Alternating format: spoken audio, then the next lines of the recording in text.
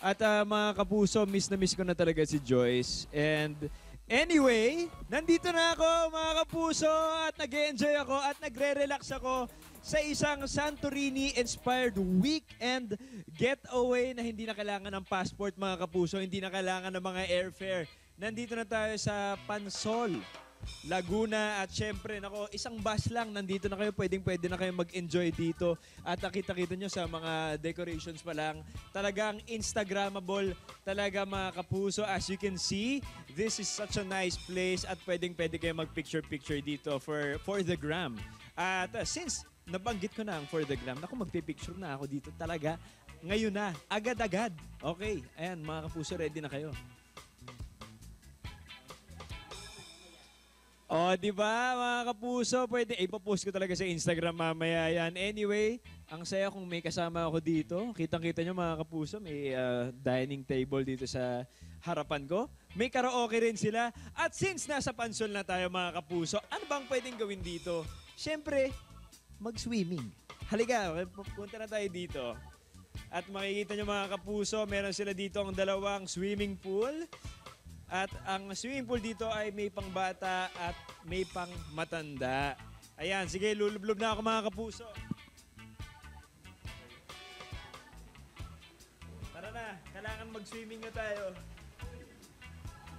At since sa Pansol tayo mga kapuso, yung tubig nila dito ay natural hot spring, kaya makikita nyo medyo malamig, mainit talaga at pwede talaga pang tanggal ng stress kapag stress talaga sa trabaho at kailangan nyo ng weekend getaway.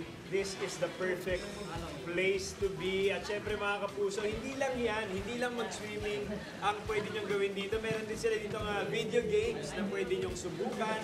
Siyempre gusto ng mga millennial ang mga video games. At katulad na nabanggit ko kanina, meron din sila dito ang video okay, pwede kayong magduet. Siyempre paborito ng mga Pilipino, kumanta ng kumanta. At syempre magbataasan ng score sa karaoke mga kapuso. At kita-kita nyo, may marami akong kasama dito mga bisita ko. Hello! Hi! Kamusta naman kayo? Okay po. Okay po. Kamusta naman ligo? Kanina pa sila nag-swimming dito, medyo lukot na yung mga kamay nila.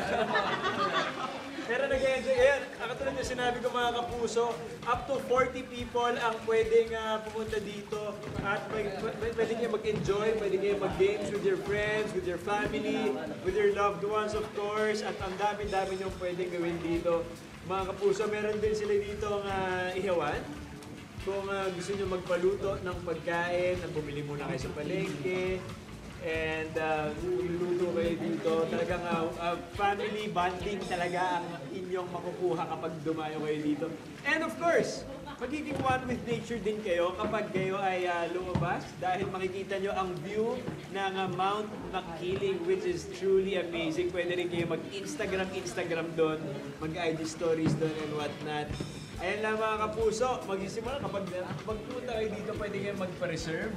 From 10,000 pesos, pwede nyo naman i-reserve itong lugar na ito na hanggang 40 people. O, di ba? Napakasulit talaga at worth it talaga ang pagpunta nyo dito. Of course, because of the decorations, because of the nice swimming pool, because of everything, mga kapuso. So, yun lang, mga kapuso. Ako yung mag-enjoy muna ako dito. Swimming muna.